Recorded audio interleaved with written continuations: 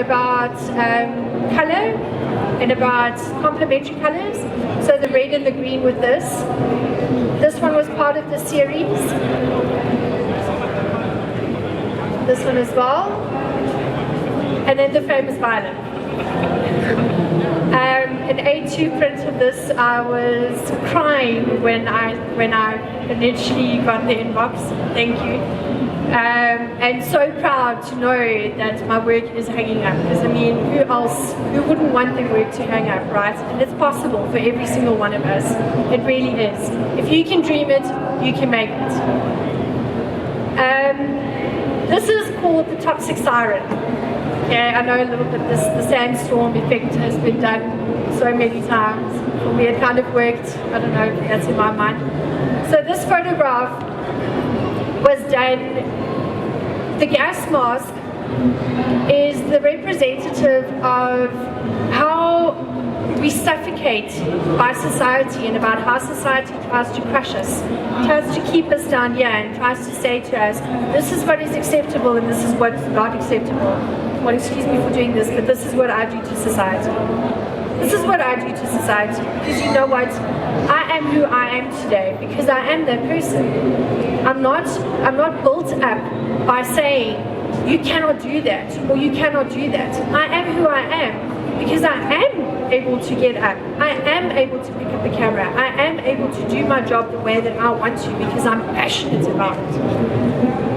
The storm, the bandages is the suppression. So the gas mask basically is us trying to just breathe. The violin is part of the representative of society constantly playing the songs that we have to just dance to because we're puppets. They think we are. We're all part of society, but we all hold our own.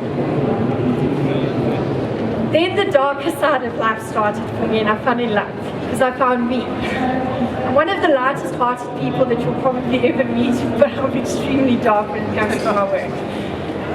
So this girl approached me, well I met her at a wedding and I said to her, I have to shoot you. I have to, but I'm going to shoot you with my camera, not with a gun. And she's like, okay. Obviously we all do that. We all had that moment, we've done that. And we found we've got this amazing abandoned house on the side of the road going up to one of the suburbs in our area. I said to her, okay, come, let's go. And she loves the gas mask. We had the military outfit. So this was us just basically playing around. And this has just become one of my favorite images because it's once again, thank you. This was part of a series that I called the Beautiful Creatures of the Night. I know that it freaks a lot of people out because of all the blood. That's just how I roll. Once again, this was done in a burnt out train that's part of one of our train stations, what is the Good Sheds. And we just decided to have fun and play. And anything, if you have a location, it's awesome. This is the photograph that turned a lot of groups upside down. I actually left one of my photography groups because of it. I was actually asked to leave by one of them because we can't have our youngsters seeing stuff like this. And I was like, well, let's see what it represents. The photograph is a representative of anti-drug use, stuff that we need to have our children see. It's something that needs to be in your face because I was actually recently a victim of a housebreaking because a heroin addict decided, well, he has the right to just walk into my house, steal my stuff that I've worked hard for. And for me, it's not cool. We need to teach people that it's not cool. Besides, it sucks the life out of you. I know. I'm here today, but it's only because I've had to fight to get through it. So, yeah, very in your face. Then I decided to start playing around with a bit of male portrait stuff. This was my Beetlejuice guy. I'm still planning on doing the Beetlejuice with this dude. I need to just do the outfit. But this was me playing with light.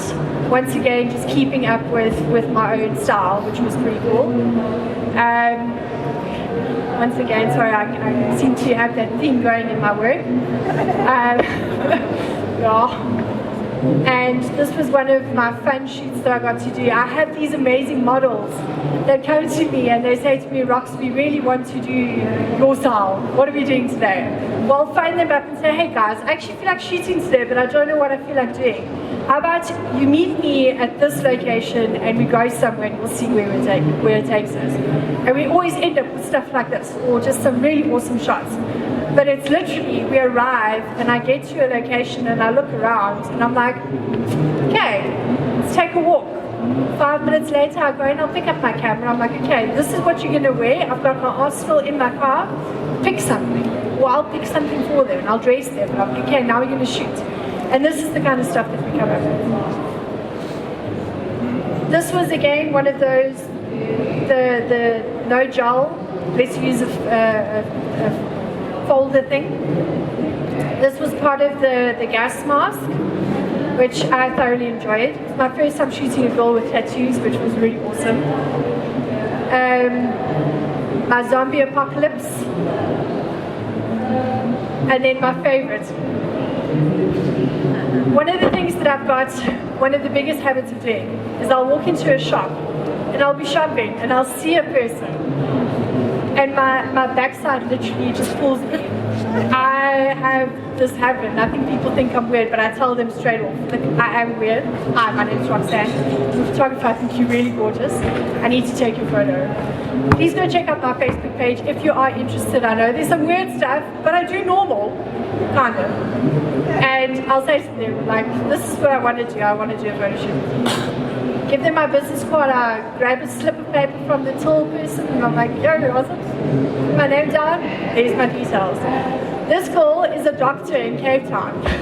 She's studying. She's now in her finals. She's what's up? Late. Tequila, eh? So with this girl, she was standing behind me with her dad. So I go up to her and I'm like, I am so sorry, I know I'm going to sound like a weirdo, but I think you are stunning. I have to shoot you. And she looked at me with these big eyes and she thought, oh my god. I'm like, no, okay, I'm weird. Well, not really, I'm cool, but I'm weird.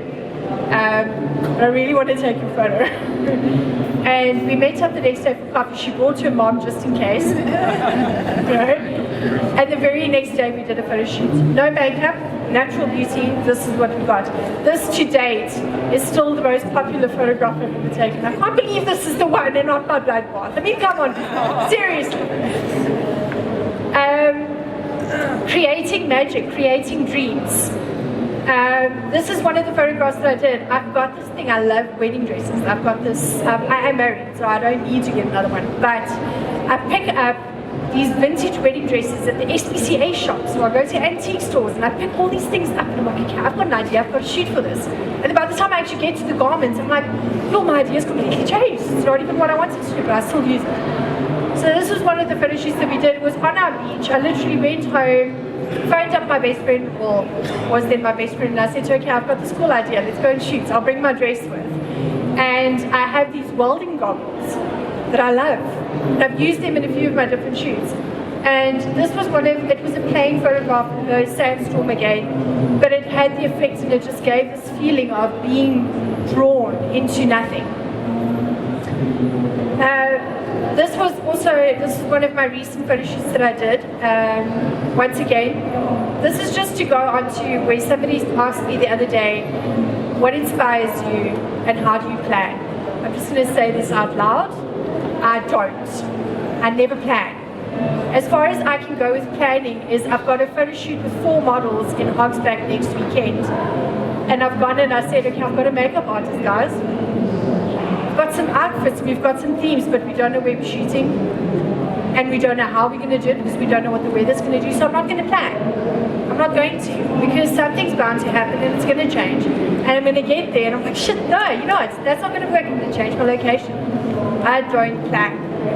This was a photo shoot that I did. I had the girl on the phone for the first time. I'd never spoken to her. I spoke to her at 9 o'clock the night before. I picked her up at 11 o'clock the next morning. I'm like, how's it? My name's Roxanne. I'm a photographer. I'm here to take a picture. And this is what we got. I did nearly break my leg that day. But this is me climbing up on things that I'm not supposed to be climbing up on. But what do? We do whatever it takes to get the shot, right? was one of Sven's favorites from this line, my Doc Martens chick. Dude, everyone's allowed to wear Doc Martens, which is saying this, okay.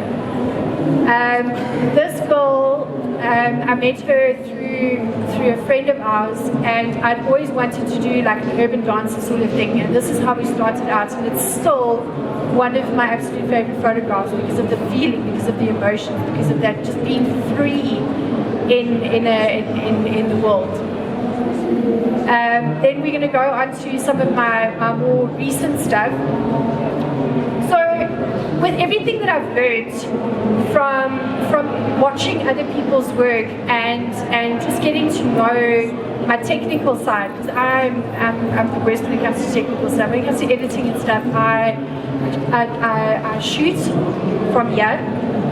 I don't always shoot from here, but I shoot from here. My soul, my everything. And I had a dream about an image, and these were just bonus images that we got. But if you had to look at this versus the ones that you saw in the beginning, 2.5 years, it's possible. It's absolutely possible. Just make it your life. Well, for me, I did. So obviously having the right person does help. This is actually one of my hairdressers. It's her daughter, and this was in a quarry where they live. I literally just found a wall and I said, okay, let's create, let's just do magic.